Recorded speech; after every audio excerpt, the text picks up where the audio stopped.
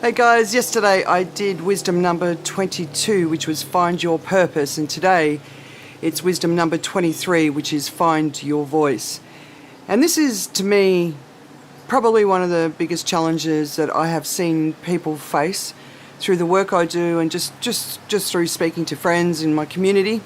People are really apprehensive around stepping out and being known in a bigger way. But if you've got a purpose that's heart-driven, and it's going to make the world a better place, and you want to be part of the answer for making the world a better place.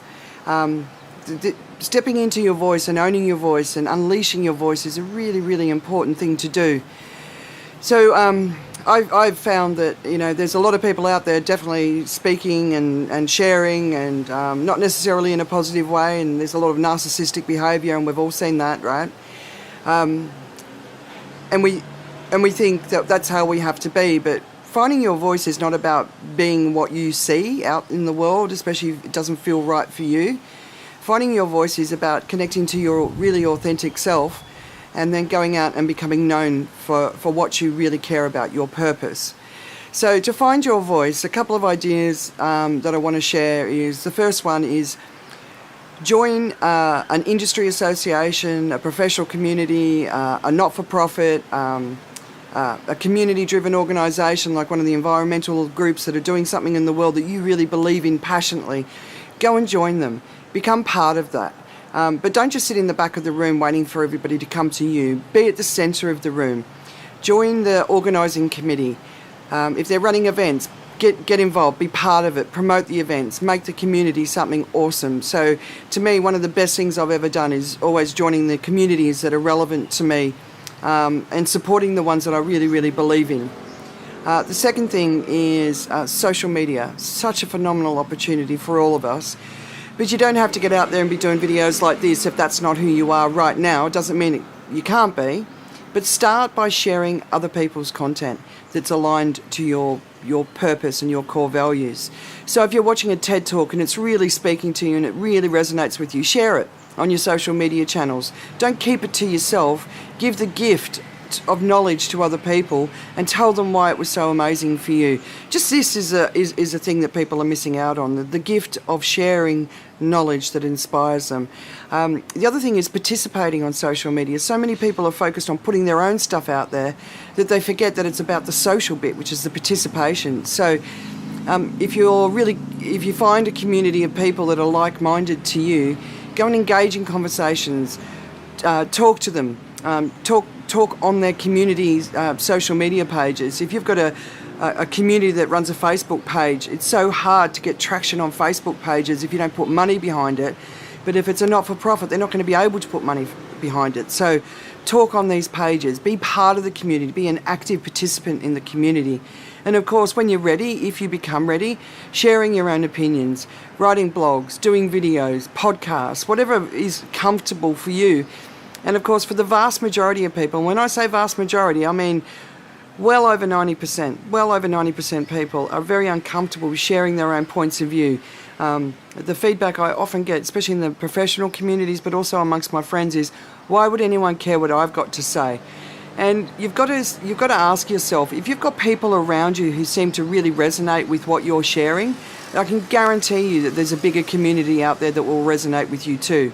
Obviously, fear of being attacked or trolled, is definitely something that people worry about, and I get that. I've had my fair share, but the majority of people are nice, and trolls, who cares? Bots, who cares? People sitting in their underpants in their mum's house, I don't care. Don't worry about them. Just, you can hide comments, you can delete them. People who are out to attack, they're just out to attack. They're not worth our attention. So let's just ignore all the nasty people. The vast majority of people are nice and they're supportive. And then the other thing is speaking. Get up, speak up.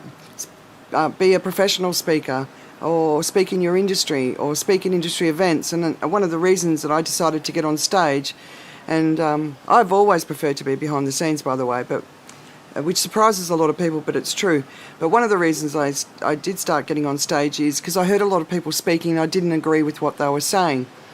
And I realised, well, if I want to change things, I've got to put my case and see if people agree with that. So I did, and you know, not everybody agrees with everything I say, and that's fine too. But it's opened up the opportunity to learn, to discuss. I've been able to enlarge my ideas, my points of view, because I've got inputs from other people with different perspectives. The other thing about creating your own content, for me especially with blogging, is that if you're a busy-headed person, it really calms your mind, because you're able to pull these sort of threads of thoughts out of your mind, and you can drill down into the point that you really want to get across.